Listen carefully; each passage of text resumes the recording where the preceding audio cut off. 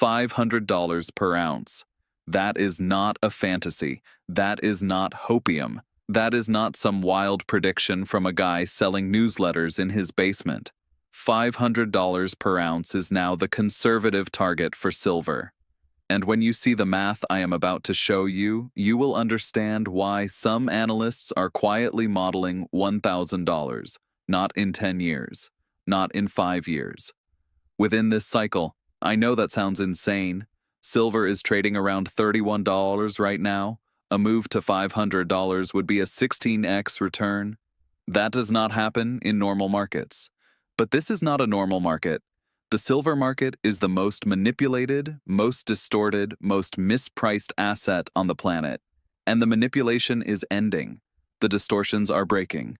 And when reality finally reasserts itself, the repricing will be violent. This is Silver Squeeze 2.0. The first squeeze in 2021 was a warning shot. It exposed the cracks in the system. It showed the world that the paper market is a fraud, but it did not finish the job. The banks survived, the COMEX held, the price was smashed back down. They thought they won. They were wrong. Because the fundamentals did not change, they got worse, much worse. And now the pressure is building again. But this time, the dam will not hold. Let me show you exactly why $500 is not just possible, but mathematically inevitable. To understand why Silver Squeeze 2.0 is different, you need to understand what happened in 2021 and why it failed. In January 2021, retail investors on Reddit's Wall Street Bets forum discovered something extraordinary. They discovered that silver was the most shorted asset in the world. They discovered that for every ounce of physical silver in the COMEX vaults, there were hundreds of paper claims. They discovered that the big banks, particularly JP Morgan, were running a massive short position that suppressed the price. So they organized. They bought physical silver. They bought the SLV ETF. They tried to squeeze the shorts the same way they squeezed GameStop. And for a few days, it worked. Silver spiked from $25 to nearly $30. Dealers sold out of inventory. Premiums exploded. The COMEX registered inventory started draining. Then the system fought back. The exchanges raised margin requirements. Brokers restricted buying. The SLV ETF changed its prospectus to say it might not be able to acquire enough physical silver. The banks dumped paper contracts to crash the price. And the squeeze was contained. The mainstream media declared victory. They said the silver squeeze failed. They said the Reddit crowd was wrong. They said the fundamentals did not support higher prices. They lied. The squeeze did not fail because the thesis was wrong. The squeeze failed because the buying pressure was not sustained long enough to break the system. The retail crowd got distracted. They moved on to the next meme stock. They stopped buying physical. And the banks used that window to rebuild their defenses. But here is what changed since 2021. Every single fundamental that made silver attractive in 2021 has intensified. The supply deficit has grown. The industrial demand has exploded. The mine supply has declined. The above-ground stockpiles have depleted. And the manipulation has become so extreme that it is now mathematically unsustainable. In 2021, silver was undervalued. In 2025, silver is a coiled spring compressed beyond its breaking point. And when it releases, $500 will look cheap. Let me walk you through the numbers, because this is not about hope. This is about math. And the math does not lie. Global silver mine production is approximately 820 million ounces per year. That number has been flat or declining for a decade. There are no major new silver mines coming online. Silver is primarily produced as a byproduct of copper, lead, and zinc mining. Nobody is building silver-specific mines because the current price does not justify the capital expenditure. It takes 10 to 15 years to develop a new mine. Even if prices spike tomorrow, new supply will not arrive until 2035 at the earliest. Now let us look at demand. Industrial demand alone is approximately 680 million ounces per year. That leaves only 140 million ounces for everything else. Investment demand, Jewelry, silverware, government mints, central bank purchases, 140 million ounces to satisfy the entire non-industrial world. But here is where it gets critical. Industrial demand is not stable. It is exploding. Solar panels. Every solar panel requires approximately 20 grams of silver. In 2024, the world installed 450 gigawatts of new solar capacity. By 2030, projections show 1,000 gigawatts per year. The solar industry alone will consume over 200 million ounces of silver annually. That is a 50% increase from current levels. Electric vehicles. Every EV uses approximately 1 to 2 ounces of silver. The connections, the batteries, the electronics. Global EV production is projected to hit 40 million vehicles per year by 2030. That is another 60 million ounces of demand that barely existed 5 years ago. 5G infrastructure. Silver is the most conductive metal on Earth. Every 5G tower, every smartphone, every connected device requires silver. The global 5G rollout will consume tens of millions of ounces annually for the next decade. Medical applications. Silver has antimicrobial properties.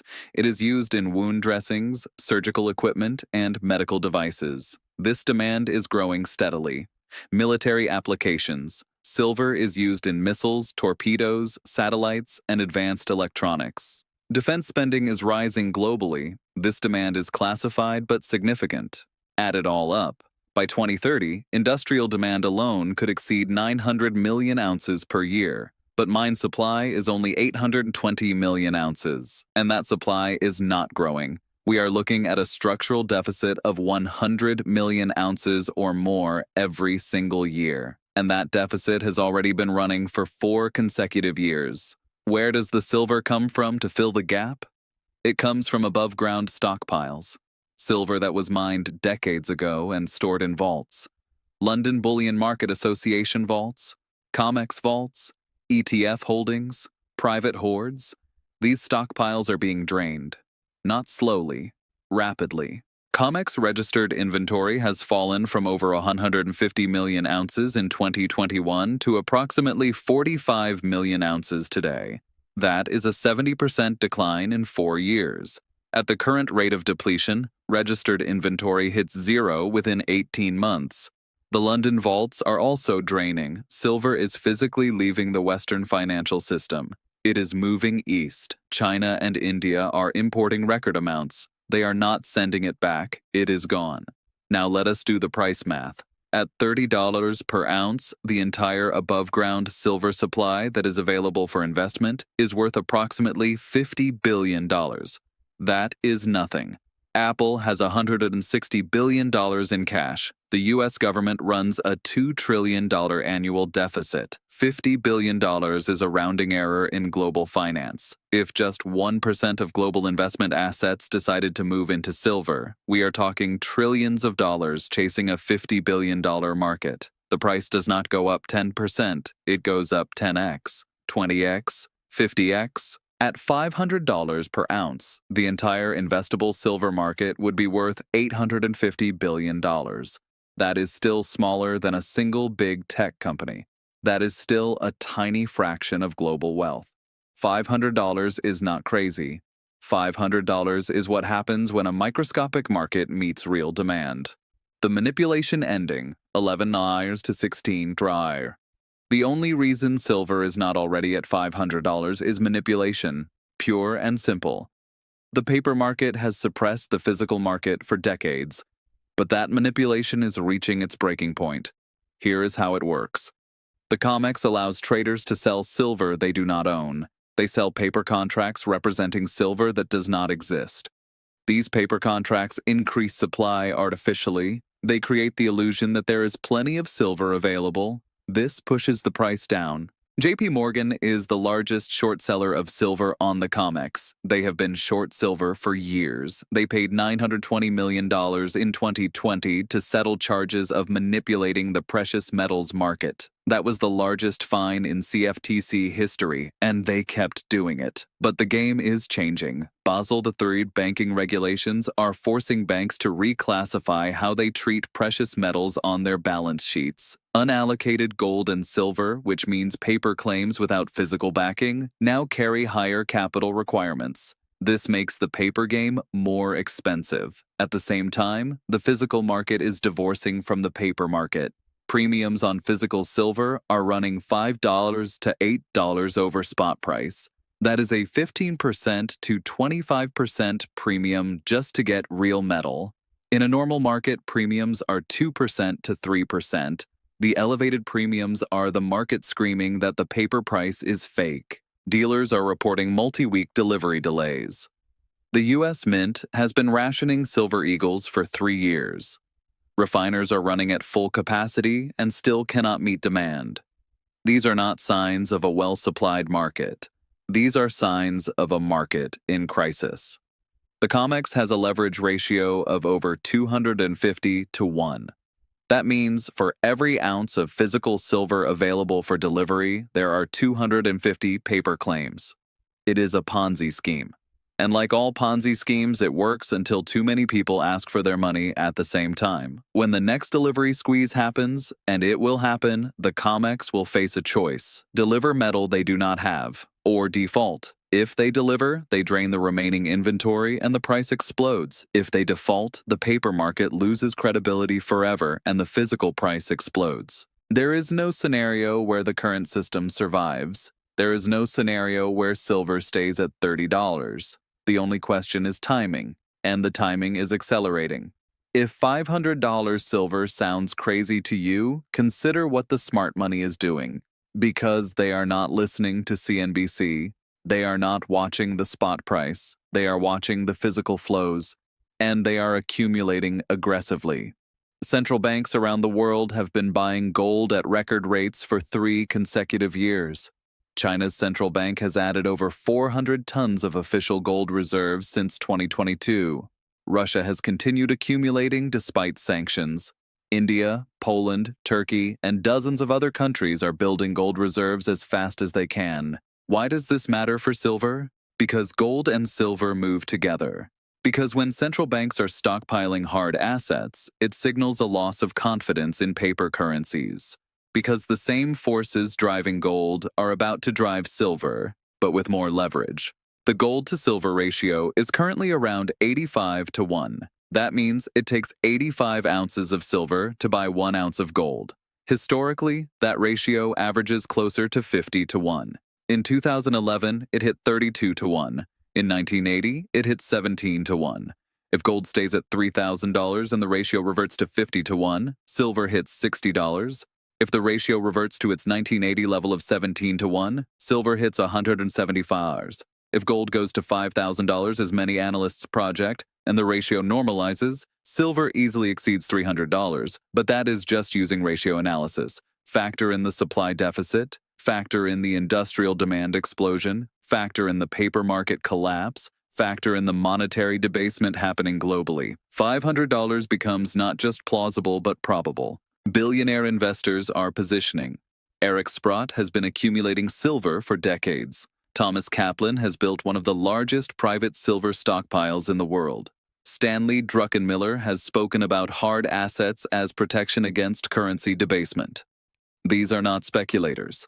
These are sophisticated investors with access to information you do not have. And they are all on the same side of the trade. China is stockpiling silver for industrial purposes. They know they need it for their solar panel production. They know they need it for their electronics manufacturing. They are securing supply while the price is still cheap. They are not buying paper claims. They are taking physical delivery. And they are not selling it back. When the most informed participants in the market are all buying physical silver and avoiding paper, that tells you something. It tells you that the people who actually understand this market believe what I am telling you. The price is wrong. The paper is a fraud. And the reset is coming. Let me put $500 silver in historical context. Because this is not unprecedented. This is actually what silver has done before in similar circumstances. In 1980, silver hit $50 per ounce. The Hunt brothers were attempting to corner the market, but more importantly, the United States was experiencing high inflation, a loss of confidence in the dollar, and a flight to hard assets. Sound familiar? Now, here is what nobody tells you about that $50 price. Adjusted for inflation, $50 in 1980 is equivalent to over $180 today. That means even to match the inflation-adjusted high, silver would need to 6x from current prices. And that is just matching. In a true monetary crisis, in a true supply squeeze, silver overshoots. It does not just reach fair value. It exceeds it dramatically. But wait. There is another way to calculate fair value. In 1980, the U.S. money supply as measured by M2 was approximately $1.6 trillion. Today, M2 is over $21 trillion. That is a 13x increase in the amount of dollars chasing goods. If silver simply kept pace with money printing, the 1980 equivalent price would be $650 per ounce. Let me say that again. Using money supply as a baseline, silver should already be at $650 just to match its 1980 purchasing power. The current price of $31 is not a fair market price. It is an artificially suppressed price maintained by paper manipulation. Now consider the gold to silver ratio throughout history. During the Roman Empire, the ratio was 12-1. In the United States, under the Coinage Act of 1792, the legal ratio was 15-1. Throughout the 19th century, it averaged 16-1. In 1980, it hit 17-1. Today, it is 85-1. That is extreme. That is unprecedented. That suggests silver is either massively undervalued or gold is massively overvalued. Given that central banks are buying gold at record rates, gold does not look overvalued. Silver looks suppressed. If the ratio reverts to its historical average of 16-1 and gold reaches $5,000 as projected, silver would be priced at $312 per ounce. If gold reaches $8,000 during a currency crisis, silver at a 16-1 ratio would be $500. So when I say $500 is the conservative target, I mean it. That number is not pulled from thin air. It is derived from historical ratios, money supply comparisons, inflation adjustments, and supply-demand fundamentals. All of those analyses converge on the same conclusion. Silver is one of the most undervalued assets in history, and the reckoning is coming. What you should do, 22 down to 25. So how do you position yourself? Because knowing the thesis is worthless if you do not act. Here is the practical framework for participating in Silver Squeeze 2.0. First and most important, buy physical silver, not paper, not ETFs, not futures contracts. Physical metal that you hold in your possession or in allocated storage that you control. The paper market is the problem. The paper market is what suppresses the price. Every ounce of paper silver you buy instead of physical silver supports the manipulation. It gives the banks more room to maneuver. It delays the squeeze. If you want to break the system, if you want to see $500 silver, you have to buy physical. Here is how to think about position sizing. If you have $100, buy 3 or 4 1-ounce silver rounds. Pay the premium. It is worth it. That is real money in your hand that cannot be frozen, cannot be hacked, cannot be defaulted on. Store it safely at home. If you have $1,000, buy a 10-ounce bar and 5 to 10 1-ounce rounds. Mix your sizes. Smaller denominations are easier to trade or sell in a crisis.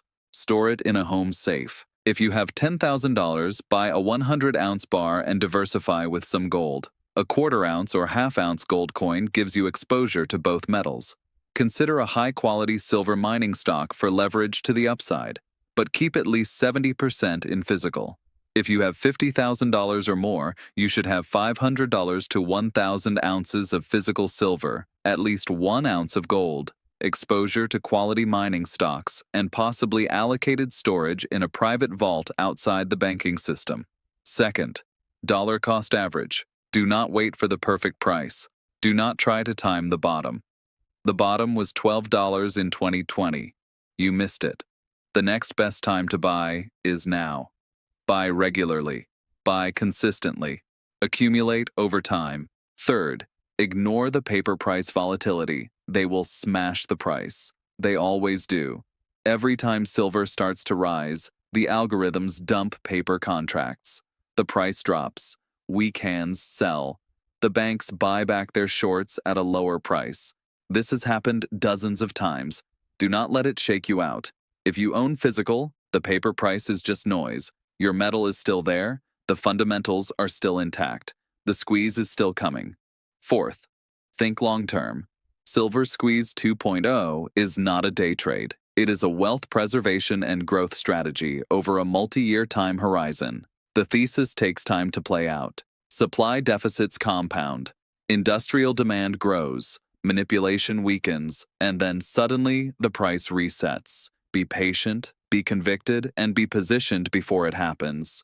Silver at $500 is not a fantasy. It is math. It is history. It is the inevitable outcome of a rigged market finally facing reality. But silver is just one piece of the puzzle. The forces driving this move, the dollar debasement, the de-dollarization, the central bank gold buying, all of these connect to a larger shift in the global financial system. If you want to see exactly how this all fits together, if you want to understand the complete timeline of what is coming, I break it all down in this video right here. It is the most important video on this channel. Click it now. I will see you there.